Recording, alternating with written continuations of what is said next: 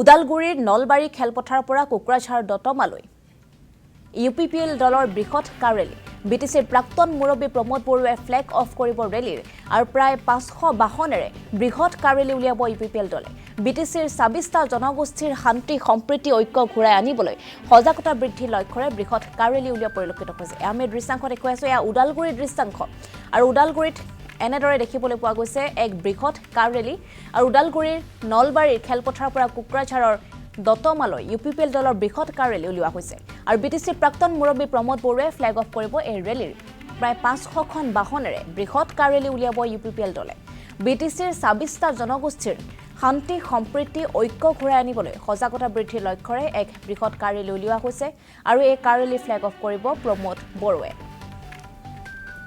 আৰু উদালগুৰিত উপস্থিত আছে এই মুহূৰ্তত আমাৰ সাংবাদিক মৌচুমী গগৈ আমি পুনে মৌচুমী গগৈৰ ওচৰলৈ গৈছো হয় মৌচুমী যেহেতু উদালগুৰিত UPPLৰ এক বৃহৎ কাৰ ৰেলী উলিওৱা পৰিলক্ষিত হৈছে আৰু উদালগুৰিৰ নলবাৰীৰ খেলপথাৰৰ পৰা কোকৰাঝাৰ দতমালৈ যেহেতু এক বৃহৎ কাৰ ৰেলী উলিওৱা হৈছে আৰু প্ৰাক্তন মুৰব্বী প্ৰমোদ বৰুৱাই যেহেতু ফ্লেগ অফ কৰিব এই মুহূৰ্তত কেনে পৰিস্থিতি তাত কি জনাব মৌচুমী হয় নিশ্চিতভাৱে চাওক 26ৰ নিৰ্বাচনৰ দিন যিমানেই চমু চাপিছে প্ৰত্যেকটো ৰাজনৈতিক দলে 26ৰ নিৰ্বাচনৰ বাবে ইতিমধ্যে তেওঁলোকে কুচকাৱাজ চলাইছে আৰু ব্যতিক্ৰম নহয় বিটিআৰতো আচলতে নিৰ্বাচনী বতাহ বলা দেখিবলৈ পোৱা গৈছে বিটিআৰৰ অন্যতম ৰাজনৈতিক দল UPPLৰ নেতৃত্বত দেখিবলৈ পোৱা গৈছে যে তেওঁলোকে কাৰ ৰেলী বৃহৎ কাৰ ৰেলী এটা যি উদালগুৰি নলবাৰী যি খেলপথাৰ আছে সেই খেলপথাৰৰ পৰা প্ৰাক্তন যি প্ৰমোদ বৰুৰ নেতৃত্বত UPPLৰ মুৰব্বী প্ৰমোদ বৰুৰ নেতৃত্বত তেওঁলোকে এটা কাৰ ৰেলী কৰিব বৃহৎ কাৰ ৰেলী মই অকণমান পৰিৱেশটো দেখুৱাবলৈ চেষ্টা কৰিছো ইতিমধ্যে কাৰ ৰেলীৰ বাবে প্ৰত্যেকগৰাকী UPPLৰ সদস্য কাৰ্যকৰ্তা আহি ইয়াত উপস্থিত হৈছে ই দেখিবলৈ পাইছে 400 কাৰ ৰেলীৰে বৃহৎ তেওঁলোকে এই যি নলবাৰী খেলপথাৰৰ পৰা তেওঁলোকে যাব কোকৰাঝাৰৰ দতমালৈ কাৰণ সকলোৱে জানে যে আচলতে UPPL দলৰ গুৰুত্ব আৰু তেওঁলোকে 5 বছৰ যি শাসনকাল সেই 5 বছৰৰ শাসনকালত তেওঁলোকে কেনেধৰণে আচলতে বিটিআৰৰ পৰিৱেশে সলনি কৰি দিছিল আৰু সেই যিটো দল অন্যতম দল বিটিআৰৰ অন্যতম দল UPPLৰ নেতৃত্বত দেখিবলৈ পাইছে প্ৰমোদ বৰুৰ নেতৃত্বত এটা কাৰ ৰেলী তেওঁলোকে নলবাৰীৰ যি পথাৰ খেলপথাৰ সেই খেলপথাৰৰ পৰা যাব মোৰ সহযোগী আছে চিন্ময় দেখুৱাইছে এনেধৰণে যিসমূহ কাৰেৰে তেওঁলোকে ৰেলী কৰিব সেই কাৰসমূহ এনেধৰণে ইয়াত ৰখাই থোৱা হৈছে আৰু কিছু সময়ৰ পিছতেই প্ৰাক্তন বিটিআৰৰ মুৰব্বী প্ৰমোদ বৰুৱা আহি উপস্থিত হ'বহি মই অকণমান পৰিৱেশটো দেখুৱাইছো কাৰণ সকলোৱে জানে যে প্ৰমোদ বৰুৰ নেতৃত্বতে আচলতে যি 5 বছৰীয়া শাসনকাল সেই শাসনকালতে বিটিআৰত আচলতে বিটিআৰ চুক্তি হৈছিল আৰু বিটিআৰ চুক্তিৰ জৰিয়তে পূৰ্বৰ যেনেধৰণে যি গুলী বাৰুদৰ যি এটা পৰিৱেশ আছিল সেই পৰিৱেশ সলনি কৰি নতুন এক পৰিৱেশ আনিবলৈ চেষ্টা কৰিছিল প্ৰমোদ বৰুৰ নেতৃত্বাধীন যি চৰকাৰ তেওঁলোকে যি 5 বছৰ যি শাসনকাল কৰিলে সেই শাসনকালত সম্পূৰ্ণৰূপে তেওঁলোকে এই পৰিৱেশে সলনি কৰি দিলে আৰু আপুনি যদি চাই আজিৰ দিনটোত 26টা যি জনগোষ্ঠী সেই জনগোষ্ঠীৰ ঐক্য শান্তি সম্প্ৰীতিৰ ৰক্ষাৰ্থে তেওঁলোকে এই যি নলবাৰী খেলপথাৰ সেই নলবাৰী খেলপথাৰৰ পৰা তেওঁলোকে কোকৰাঝাৰৰ দতমালৈ তেওঁলোক যাব আৰু দেখিবলৈ পাইছে এনেধৰণে প্ৰত্যেকগৰাকী কাৰ্যকৰ্তা উৎসুকতাৰে তেওঁলোক আছে আৰু প্ৰত্যেকগৰাকী EM হওক বা সাংসদ হওক তেওঁলোকে প্ৰত্যেকগৰাকীয়ে সাজু হৈছে আজি UPPLৰ বৃহৎ ৰেলী আপুনি যদি চাই 26ৰ নিৰ্বাচন চমু চাপি আহিছে প্ৰত্যেক ৰাজনৈতিক দলে সাজু হৈছে বিটিআৰৰ অন্যতম দল UPPL সেই UPPL দলেও নিৰ্বাচনৰ পূৰ্বে তেওঁলোকে এটা বৃহৎ কাৰ ৰেলী উলিয়াই এই কাৰ ৰেলী মূল লক্ষ্য কি আপোনাৰ হয় আগন্তুক লোকসভা বিধানসভা নিৰ্বাচন আহি আছে সমাগত আৰু UPPL যেটো আমি ৰিকগনাইজ পাৰ্টি হয় ৰেজিষ্টাৰ পাৰ্টি হয় আৰু ইয়াৰ প্ৰাসংগিকতা নিশ্চয়কৈ আছে ৰাইজে নিশ্চয়কৈ সেইটো দেখিছে যোৱা 5টা বছৰ কাউন্সিলৰ আমি চৰকাৰ চলাইছিলোঁ আমি এটা মডেল সেট কৰিছিলোঁ যে 5টা বছৰৰ আগত এই অঞ্চলৰ মানুহে আহিবলৈ বিচৰা নাছিলে ইয়াত মানে সদায় ভয় এটা সংখ্যা দাবী ধমকিৰ এটা অঞ্চল আছিলে কিন্তু আমাৰ সভাপতি প্ৰমোদ বড়ো ডাঙৰীয়াৰ নেতৃত্বত যে 5টা বছৰ চৰকাৰ আমি চলালো ইয়াত আমি এটা নিদৰ্শন আমি স্থাপন কৰিলো যে UPPL মানে শান্তি UPPL মানে প্ৰগতি UPPL মানে শান্তি সম্প্ৰীতি আৰু সংহতি আমি আনিছোঁ। এইকাৰণে আগন্তুক বিধানসভা নিৰ্বাচনত UPPL এনেকৈ এটা আমি প্ৰতিশ্ৰুতি আপোনা আপুনিকে আমি দিব পাৰোঁ যে আগন্তুক বিধানসভা নিৰ্বাচনত এই অঞ্চলত বসবাস কৰা যি ৰাইজে UPPLৰ 5টা বছৰৰ আমাৰ যিখিনি কৰ্তব্য, যিখিনি দায়িত্ব, যিখিনি আমাৰ কৰণীয় কাম সেইটো তেওঁলোকে দেখিছে। সেইকাৰণে এই এটা ৰেলী আমাৰ কাৰণে তাৎপৰ্যপূৰ্ণ বহন কৰিব যে বিধানসভা নিৰ্বাচনৰ আগে আগে প্ৰত্যেকটো ৰাজনৈতিক দলে যেনেকৈ কৰি আছে, তথাপিতো তাৰ মাজতে সুকীয়াকৈ UPPL দল হয়। আৰু এই UPPL দলে আমি সকলোকে আশ্বাস আমি দিব পাৰোঁ যে UPPL শান্তিৰ এটা প্ৰতীক হয়, UPPL প্ৰগতিৰ এটা প্ৰতীক হয়, UPPL জাতি জনগোষ্ঠীৰ মাজত সমন্বয় এটা আনিব পাৰোঁ। এই গতিকে এই মানে কাৰ ৰেলী, মেগা কাৰ ৰেলীয়ে ওদালগুৰিৰ পৰা কোকৰাঝাৰলৈকে যাব। ইয়াৰ দ্বাৰা ৰাইজৰ আগত আমি সেইটোকেই ক'ব খুজিছোঁ যে UPPL দল আগন্তুক বিধানসভা নিৰ্বাচনত এই অঞ্চলৰ এটা বৃহৎ ৰাজনৈতিক দল হিচাপে আমি শান্তি সম্প্ৰীতি প্ৰগতি আনি এই অঞ্চলত বিভিন্ন ক্ষেত্ৰত এটা সুকীয়া এটা আমি এটা নিদৰ্শন আমি উপস্থাপন কৰিব পাৰোঁ, স্থাপন কৰিব পাৰোঁ। এইকাৰণে ৰাইজে নিশ্চয়কৈ এই বিষয়ে নিশ্চয়কৈ তেওঁলোকে লক্ষ্য কৰিব। আৰু UPPLক আজি লাখ লাখ মানুহে বিচাৰিছে। এতিয়া কোকৰাঝাৰত নতুনকৈ শাসনভাৰত অহাৰ লগে লগে 4টা মাহতেই কি পৰিৱেশ হৈ গ'ল এইটো আমি জানো। যি মূলা বাঢ়ে দুপাততে চিন। UPPLে 5টা বছৰ সেইটো দেখুৱাইছোঁ। আজি 4টা মাহত BPF চৰকাৰে, হাগ্ৰামা মহিলাৰ নেতৃত্বাধীন চৰকাৰে কি দেখুৱালে। সেই গতিকে ৰাইজ সঁচা সঁচিকৈ আজি UPPLক বিচাৰিছে। আৰু UPPLে আজি ৰাইজৰ কাৰণে আমি এটা বিশ্বাসৰ এটা ৰাজনৈতিক দল হিচাপে নিশ্চয়কৈ আমি প্ৰতিপন্ন কৰিব বিচাৰিছোঁ। সেই গতিকে আগন্তুক বিধানসভা নিৰ্বাচনত ৰাইজে UPPLৰ প্ৰতি চিন্তা নিশ্চয় কৰিব। আৰু যিখিনি ৰাইজে আমাক এই পৰ্যায়লৈকে আনিব, ৰাইজৰ কাৰণে আমি প্ৰতিজ্ঞাবদ্ধ যে এই অঞ্চলত শান্তি সম্প্ৰীতি অটুট ৰাখি, এই অঞ্চলৰ ভাতৃত্ববোধ অটুট ৰাখি আমি অসমখনৰ এটা নিদৰ্শন হিচাপে আমি স্থাপন কৰিব বিচাৰিছোঁ। সেই গতিকে আজি এই কাৰ্যত তাৎপৰ্য বহন কৰিছে।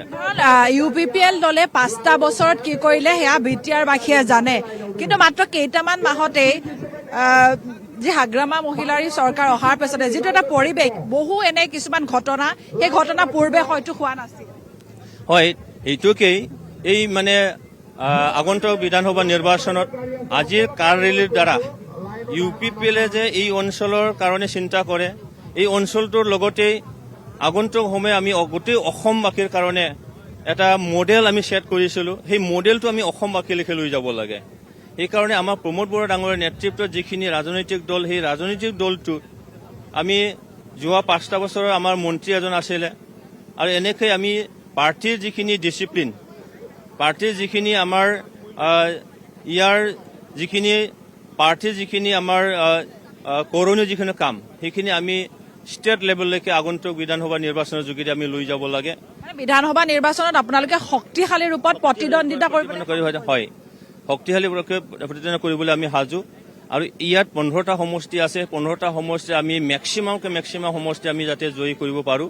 তাৰ বাহিৰেও আকৌ মানে আউট অফ BTR অঞ্চল যাতে আমি কিছুমান যেনেকৈ ঠিক কৰি লৈছোঁ যে এই সমষ্টিবোৰত আমি প্ৰাৰ্থী প্ৰক্ষেপ কৰি আগন্তুক বিধানসভা নিৰ্বাচনৰ পিছত যিখিনি চৰকাৰ গঠন কৰিব, UPPLক এৰি কোনো এটা ৰাজনৈতিক দল, ই ৰাষ্ট্ৰীয় দলেই হওক বা ই মানে আঞ্চলিক দলেই হওক, UPPLক এৰি কোনো এটা দলে চৰকাৰ যাতে গঠন কৰিব নোৱাৰে, UPPLক মানে লগত লৈ যাতে চৰকাৰ গঠন কৰিব পাৰে, ইয়াৰ কাৰণে আমি আজি এই কাৰ্যটো আমি আয়োজন কৰিছোঁ। নিশ্চিতভাৱে এটা কথা উল্লেখ কৰিব লাগিব যে 26ৰ নিৰ্বাচনৰ পূৰ্বে আচলতে UPPL দলটোৱে BTRৰ অন্যতম প্ৰধান দল UPPL আৰু সেই UPPL দলে নিৰ্বাচনৰ বাবে তেওঁলোকে শক্তিশালী ৰূপত তেওঁলোকে নিৰ্বাচনত অৱতীৰ্ণ হ'বৰ বাবে তেওঁলোক সাজু হৈছে আৰু তাৰে প্ৰমাণ কৈছে এয়া প্ৰায় 400 যি কাৰ ৰেলী মেগা কাৰ ৰেলী তেওঁলোকে এই কাৰ ৰেলীৰ জৰিয়তে ওদালগুৰিৰ যি নলবাৰী পথাৰ আছে সেই নলবাৰী পথাৰৰ পৰা কোকৰাঝাৰৰ দতমালৈ যাব তেওঁলোকে আজি শক্তি প্ৰদৰ্শন কৰিব যি 26টা জনগোষ্ঠীয় যি সংগঠন আছে সেই জনগোষ্ঠীয় সংগঠনসকলে যাতে ঐক্য সম্প্ৰীতি কেনেধৰণে বজাই ৰখাৰ ক্ষেত্ৰত তেওঁলোকে 5টা বছৰে যি অৱদান আগবঢ়াই আছে আচলতে UPPL দলে সেই অৱদান যাতে সেই পুনৰ এই 4টা মাহত যেনেধৰণে যি চৰকাৰ ভিতৰত যি চৰকাৰ হ'ল সেই চৰকাৰৰ 4টা মাহত আচলতে কেনেধৰণৰ ঘটনা সংঘটিত হ'ল সেয়া ইতিমধ্যে দেখিছে আৰু তেনে ক্ষেত্ৰত তেওঁলোকে কৈছে যে UPPLক ৰাইজে আস্থাত লৈছে আৰু সেয়েহে UPPLক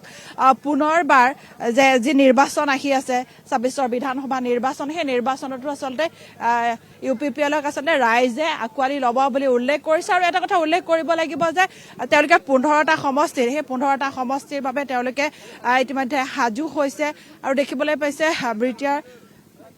প্ৰাক্তন বিটিআৰ প্ৰধান প্ৰমোদ বড়ো আহি উপস্থিত হৈছে মই অকণমান পৰিৱেশটো দেখুৱাবলৈ চেষ্টা কৰিছোঁ তেওঁ আৰম্ভ কৰিব তেওঁৰ নেতৃত্বতে আচলতে যি বিশাল মেগা কাৰ ৰেলী সেই কাৰ ৰেলী কাৰ্যসূচী তেওঁ আৰম্ভ কৰিব এয়া দেখিবলৈ পাইছে যি নলবাৰী খেলপথাৰ আছে সেই খেলপথাৰত আহি তেওঁ উপস্থিত হৈছেহি আৰু তেওঁৰ লগত মই পোনে পোনে কথা পাতিবলৈ চেষ্টা কৰিছোঁ মই আপোনাৰ ওচৰলৈ আহিছোঁ যিহেতু আজি এনেধৰণে আচলতে দেখিবলৈ পাইছে এনেধৰণে আহি ইয়াত উপস্থিত হৈছেহি আমি কথা পাতিবলৈ চেষ্টা কৰিম প্ৰথমে অকণমান পৰিৱেশটো দেখুৱাই লৈছোঁ আহি ইয়াত উপস্থিত হৈছেহি আৰু ইয়াৰ পৰাই তেওঁলোকে যি মেগা কাৰ ৰেলী সেই কাৰ ৰেলী কাৰ্যসূচী ইয়াৰ পৰা আৰম্ভ কৰিব আৰু ইয়াত দেখিবলৈ পাইছে বিশাল কাৰ ৰেলী 400 কাৰ আৰু বহুত বৃহৎ সংখ্যক লোক আৰু সেই বৃহৎ সংখ্যক লোকেৰে বৃহৎ কাৰ ৰেলী হ'ব আচলতে বিধানসভা নিৰ্বাচনৰ পূৰ্বে তেওঁলোকে শক্তি দেখুৱাব যেনেধৰণে 26টা যি জনগোষ্ঠী আছে সেই জনগোষ্ঠীক কেনেধৰণে ঐক্য আৰু সম্প্ৰীতিৰ ধাৰাৰে তেওঁলোকে বান্ধি ৰাখি কেনেধৰণে আগুৱাই লৈ যাব পাৰিব সেই তাৰ বাবে এনেধৰণে আচলতে তেওঁলোকৰ এই যি ৰেলী সেই ৰেলী কাৰ্যসূচী হাতত লৈছে ইতিমধ্যে উল্লেখ কৰিলে আপুনি দেখিলে যে কেনেধৰণে তেওঁলোকে 15টা সমষ্টিৰ বাবে সেই 15টা সমষ্টিত তেওঁলোকে প্ৰতিদ্বন্দ্বিতা কৰিবলৈ সাজু হোৱা বুলি উল্লেখ কৰিছে আৰু এটা কথা ক'ব লাগিব যে আৰু অকণমান মই পৰিৱেশটো দেখুৱাবলৈ চেষ্টা কৰিছোঁ ইতিমধ্যে শাৰী শাৰীকৈ সেই বাহনসমূহ ৰখাই থোৱা হৈছে এই বাহনসমূহ দেখিবলৈ পাইছে এখনৰ পাছত এখন বাহনসমূহত UPPLৰ যি পতাকা সেই পতাকা লগাই থোৱা হৈছে আৰু UPPLৰ পতাকা লগোৱা বাহন প্ৰায় 400 বাহন ইয়াৰ পৰা তেওঁলোকে কোকৰাঝাৰৰ যি দতমা সেই দতমা পথাৰলৈকে তেওঁলোকে যাব আৰু ইয়াত দেখিবলৈ পাইছে যিসকল UPPLৰ যিসকল কাৰ্যকৰ্তা হওক বা কৰ্মীসকল হওক তেওঁলোক আহি ইয়াত উপস্থিত হৈছে সেই প্ৰত্যেকেই আচলতে ভাগ ল'ব প্ৰায় 400 বাহনত প্ৰায় হাজাৰৰো অধিক হাজাৰ যিসকল UPPLৰ কাৰ্যকৰ্তা সেই কাৰ্যকৰ্তাসকলে তেওঁলোকে এই মেগা ৰেলীত ভাগ ল'ব ইয়াত দেখিবলৈ পাইছে এনেধৰণে আচলতে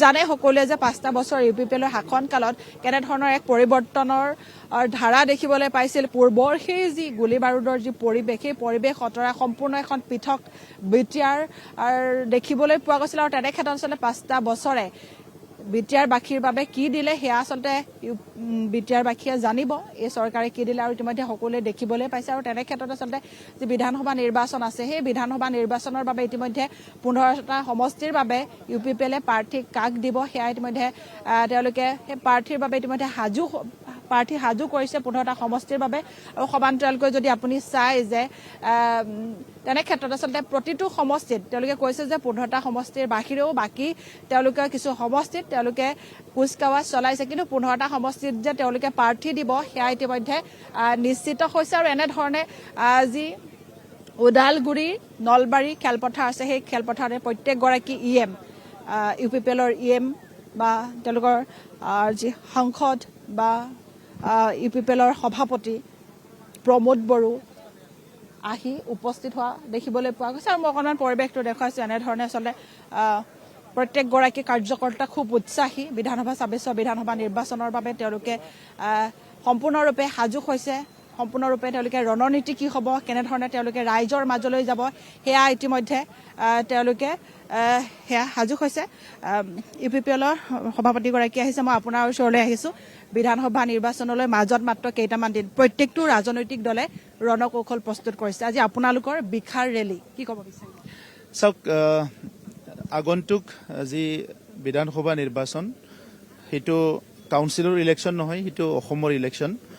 আৰু অসমৰ 140টা জনগোষ্ঠী 3.5 কোটি জনগণ বাট চাই আছে যে কোন দলে কি কৰিব বা কেনেকৈ আগবাঢ়ি যাব।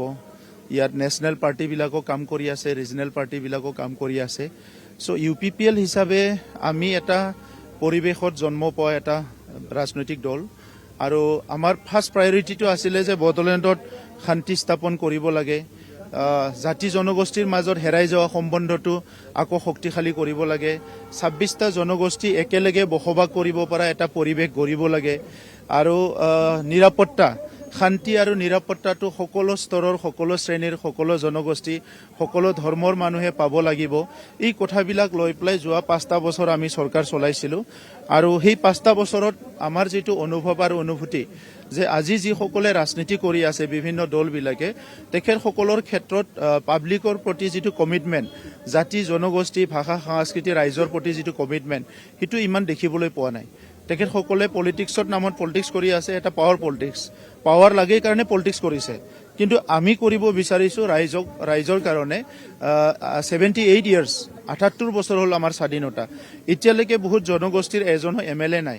সেই জনগোষ্ঠীবিলাকৰ ভাষা সংস্কৃতি অস্তিত্ব কি হ'ব, ইয়াৰ কাৰণে কোনো ৰোড মেপ নাই। তো সেইকাৰণে UPPLৰ আমাৰ যিটো মিছন আৰু ভিজন এইটো ভেৰি ক্লিয়াৰ। আমি সৰু সৰু জনগোষ্ঠী, ক্ষুদ্ৰ ক্ষুদ্ৰ জনগোষ্ঠী, জনজাতি বা জনগোষ্ঠী সকলোৰো কাম কৰিবৰ কাৰণে পাৰ্টি কৰিছোঁ। আৰু এই নিৰ্বাচনত আমি ভালকৈ অংশগ্ৰহণ কৰিম। আৰু অসমৰ ৰাইজে যি সমস্যাবিলাকৰ যোৱা 70টা বছৰ বা স্বাধীনতাৰ পিছত ভুগি আছে, এই সমস্যাবিলাক সমাধান কৰাৰ কাৰণে UPPLে কাম কৰিব। 5টা বছৰে কি কৰিলে সেয়া দেখিছে বিটিআৰবাসীয়ে, কাৰণ সেই 5টা বছৰত সম্পূৰ্ণৰূপে শান্তি হৈছিল। পূৰ্বৰ যিটো গুলী বাৰুদৰ পৰিৱেশ, সেই পৰিৱেশ নোহোৱা কৰি সম্পূৰ্ণ শান্তি ঘূৰাই আনিছিল বিটিআৰত। আৰু তেনে ক্ষেত্ৰত যদি আপুনি চাই নতুন যিখন চৰকাৰ, সেই চৰকাৰ হোৱাৰ পাছতে কিন্তু বিটিআৰত বহুকেইটা এনে ঘটনা ঘটিছে, যাৰ ফলত বিফলতা নিশ্চয় সেইটো ৰাইজে দেখিবলৈ পাইছে। আৰু এইটো এই কাৰণে কৈছোঁ মই যে কমিটমেণ্ট নাই, যে আমাৰ শিশুসকল কেনেকৈ ডাঙৰ হ'ব লাগে, স্কুল কলেজত পঢ়ি থকা ল'ৰা ছোৱালী কেনেকৈ গুণগত শিক্ষা পাব লাগে, যিসকলে স্কুল কলেজ এৰিলে সেইসকলে কেনেকুৱা ইমপ্লয়মেণ্ট পাব লাগে, ইয়াৰ কাৰণে কোনো ৰোড মেপ নাই, ইয়াৰ কাৰণে কোনো ডিজাইন নাই। চ' UPPL মডেলৰ ৰাজনীতিত আমি গ্ৰাম্য অঞ্চলতো ফুটবল খেল পাতিছোঁ, আমি স্কুলৰ ল'ৰা ছোৱালীক কাউন্সিলিং কৰিছোঁ, আমি APSC UPSCৰ কাৰণে কোচিং কৰিছোঁ, মেডিকেল ইঞ্জিনিয়াৰিঙৰ কাৰণে কোচিং কৰিছিলোঁ। আৰু যুৱকসকল যিসকলে স্কুল কলেজৰ পৰা ওলাই আহিল, সেইসকলক সংস্থাপন দিয়াৰ কাৰণে লাইভ ষ্টক, যিবিলাক গৰু ছাগলী পালন কৰাই হওক বা আমাৰ খেতিৰ ক্ষেত্ৰতে হওক, বিভিন্ন ক্ষেত্ৰত তেখেতসকলক আমি সহায় কৰিছিলোঁ, ফাৰ্মিঙো হওক বা স্কিল ডেভেলপমেণ্টে হওক।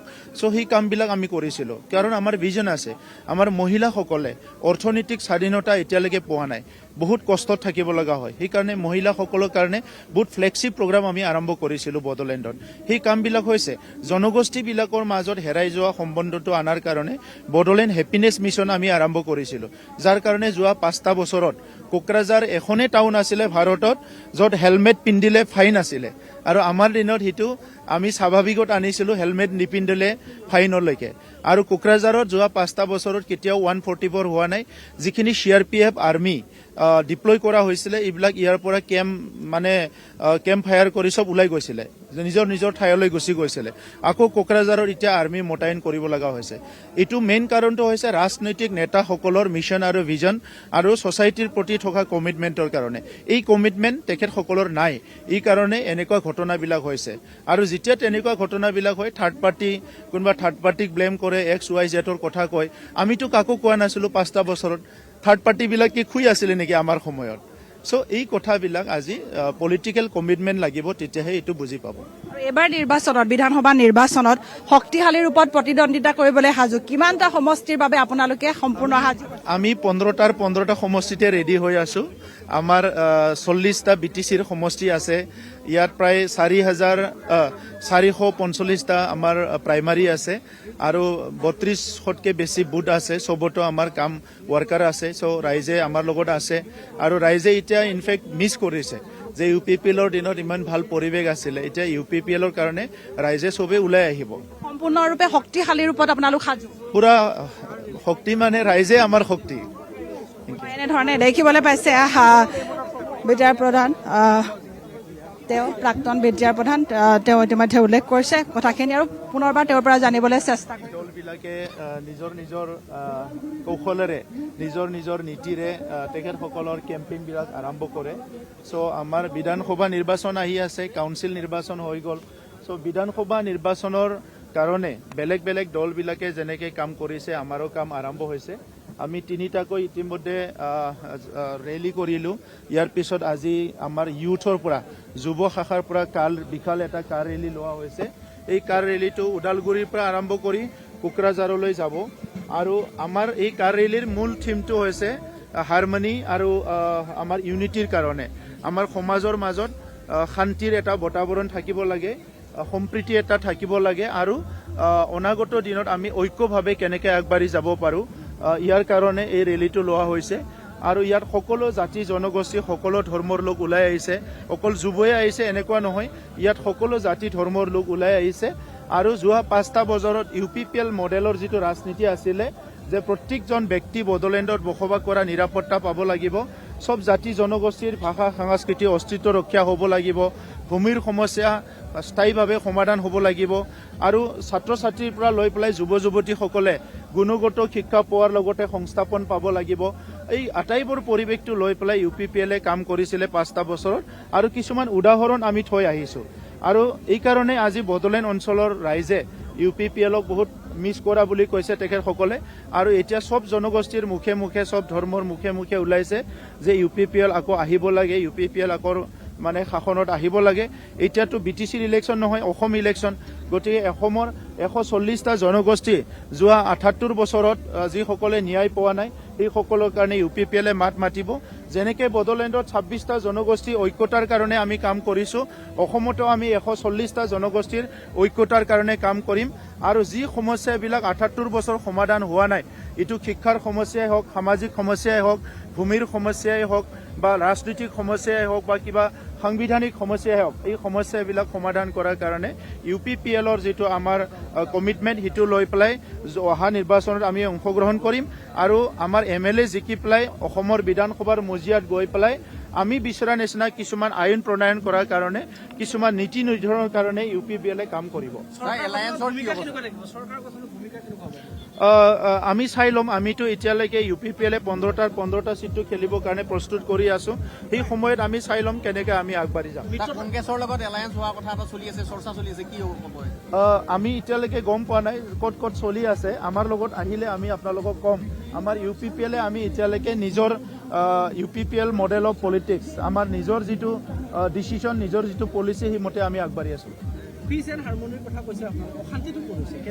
আপোনালোকে দেখিছে যে কোকৰাঝাৰৰ পৰা CRPF আৰ্মি সব গুচি গৈছিলে এতিয়া আকৌ কোকৰাঝাৰত সিদিনা আৰ্মি মোতায়েন কৰিব লগা হৈছে 144 যোৱা 5টা বছৰত নাজিলে আকৌ 144 দিব লগা হৈছে সিদিনা ভৈৰৱকুণ্ড মেলাৰ নামতো কাৰোবাৰ ওপৰত আক্ৰমণ হৈছে বাক্সাত কাৰোবাৰ ওপৰত আক্ৰমণ হৈছে চিৰাঙত কাৰোবাৰ ওপৰত আক্ৰমণ হৈছে কোকৰাঝাৰত আকৌ ঘৰ জ্বলা-জ্বলি হৈছে এই পৰিৱেশবিলাকেতো অশান্তি ইয়াতকৈ আৰু কি অশান্তি লাগে তেনেকুৱাইতো আমি 30-40 বছৰ কটালোঁ যোৱা 5টা বছৰতে শান্তি আছিলে সিন্ডিকেটৰ প্ৰসংগটো আহিছে বাতৰি ওলাইছে আপোনালোকৰ ওপৰত ডাঙৰ এটা দায়িত্ব আছে মিডিয়াৰ ওপৰত এই যে চেণ্ডিকেটবিলাক কৰি আছে চ' সেইটো আজি শ্ৰীৰামপুৰত গৰুৰ চেণ্ডিকেটৰ পৰা লৈ পেলাই সব চেণ্ডিকেট আৰম্ভ হৈছে আৰু প্ৰত্যেকটা ট্ৰাকত 6,000 কৰি পইচা লোৱা আমি গম পাইছোঁ গতিকে এইবিলাক আপোনালোকৰ যিটো 4th পিলাৰ মিডিয়াৰ এইটো দায়িত্ব আছে আৰু সেই নিউজবিলাক আজি অহা নাই আৰু সেইকাৰণে আজি দাম বাঢ়িছে মানুহবিলাকে আননেচেচাৰী মানে বস্তুৰ মানে যিটো